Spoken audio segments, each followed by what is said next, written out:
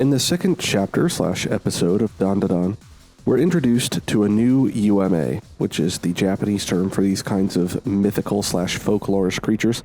It stands for Unidentified Mysterious Animal, known as the Flatwoods Monster.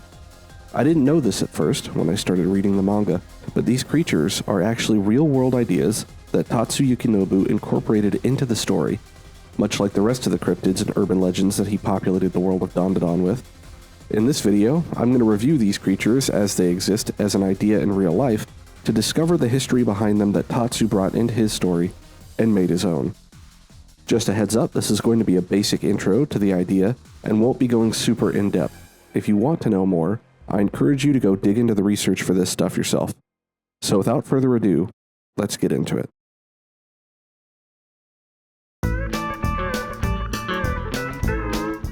So this one is a little easier than Turbo Granny, as the Flatwoods Monster has its own Wikipedia page, being an American UMA, so I'll be pulling mostly from that for the info on this one.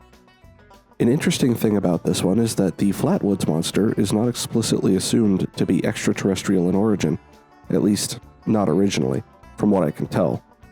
But because of its initial appearance alongside lights in the sky, according to the original eyewitnesses, the era in which it originated, and the fact that it was picked up by prominent UFO writers and enthusiast groups of the time, and perhaps even the later belief that the light in the sky associated with its appearance was a meteor, the monster seems to have become correlated with so-called alien activity. As far as the actual origin of the creature itself, here's a reading of the story directly from the Wikipedia page with some editorializing by myself.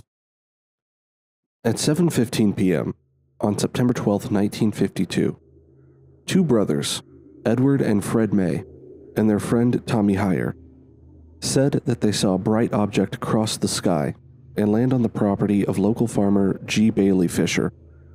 The boys, to make it clear, this means these three individuals were children, or at least considered young. I wasn't able to find any information confirming their ages, went to the home of Kathleen May, where they told their story.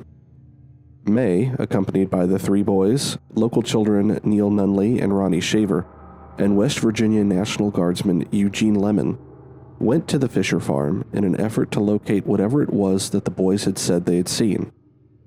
The group reached the top of a hill, where Nunley said they saw a pulsing red light. Lemon said he aimed a flashlight in that direction, and momentarily saw a tall, man-like figure with a round, red face, surrounded by a pointed, hood-like shape. Descriptions varied. In an article for Fate magazine based on his tape-recorded interviews, UFO writer Gray Barker described the figure as approximately 3 meters, that's 10 feet in freedom units, tall, with a round, blood-red face, a large, pointed, hood-like shape around the face, eye-like shapes which emitted greenish-orange light, and a dark black or green body. May described the figure as having small claw-like hands, clothing like folds, and a head that resembled the ace of spades. According to the story, when the figure made a hissing sound and glided towards the group, Lemon screamed and dropped his flashlight, causing the group to run away. The group said they had smelled a pungent mist, and some later said they were nauseated. The local sheriff and a deputy had been investigating reports of a crashed aircraft in the area.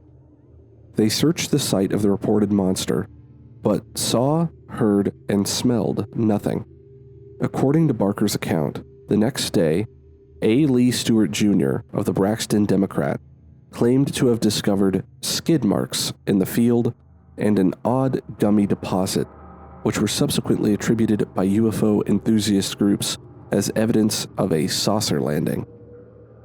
According to former news editor Holt Byrne, newspaper stories were carried throughout the country, radio broadcasts were carried on large networks, and hundreds of phone calls were received from all parts of the country.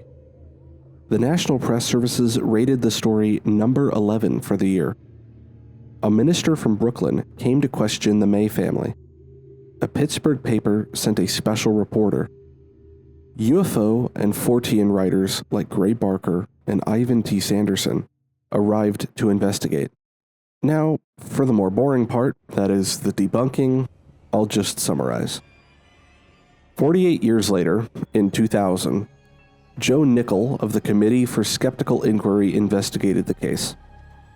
His conclusions were that the light across the sky was a meteor, which had been seen across 3 states the night of the September 12th sighting.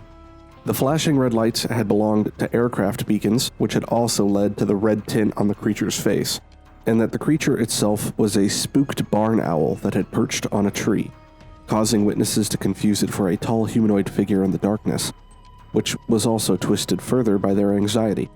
He further points to the similarity between the green pleated skirt described by witnesses and the patches of leaves on a tree.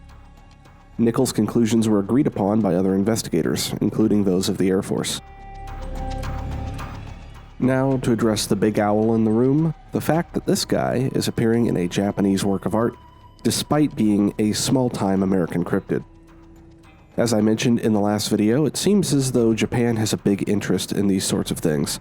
They certainly have a soft spot for folklore, legends, and the like, even well into the modern day, which isn't to say that places like, say, America don't, but it definitely seems less prevalent around these parts. Anyway, obviously Okarun himself is meant to be representative of this subset of Japanese society. They clearly publish magazines and other media that collect and collate these stories from all over the world, as we saw him carrying around in episode 1. As mentioned in the show, apparently there have even been sightings of the Flatwoods Monster in Yamanashi Prefecture in Japan. Interestingly, the Flatwoods Monster has also appeared in other Japanese works, especially video games. Here's a collection of pictures from older Japanese games that depicted the Flatwoods Monster in various ways. The final boss in the game Amagon, known in Japan as Totsuzen Machoman, released for the NES in 1988. As part of the background in Strikers 1945, which was originally released in arcades in Japan in 1995. As an enemy in Space Harrier 2, originally released in 1988 as a launch title for the Sega Mega Drive in Japan. As an alien enemy trying to abduct cows at Romani Ranch in Majora's Mask, originally released for the Nintendo 64 in 2000. Hidden on a course in Everybody's Golf 4, known in America as Hot Shots Golf 4, released by Clap Hands and Sony for the PS2 in 2003, and as an enemy in Tumble Pop, originally released in arcades in Japan in 1991 by Data East and Namco. The Flatwoods Monster also appeared in Fallout 76, which brought some attention to it as a creature in the American public consciousness. While looking around for info on this, I found this video from a few years ago by Hazel about the Flatwoods Monster in games, so go check that out if you want more info on video games specifically. Either way, it's clear that Japan just picks this stuff up and enjoys it, as also evidenced by Mothman being the SMT franchise. So clearly they just have a big cryptid/UMA fascination scene over there. Anyway, that's all I have for you in this episode of The Truth Behind Dandadan. Hopefully you enjoyed this little review of the real-world ideas behind the show. Feel free to drop a comment if you can think of any other info I didn't manage to find. If you did enjoy, make sure to like and subscribe as well so you can support the channel and see what else I put out. Until I see you next time, stay safe and have fun.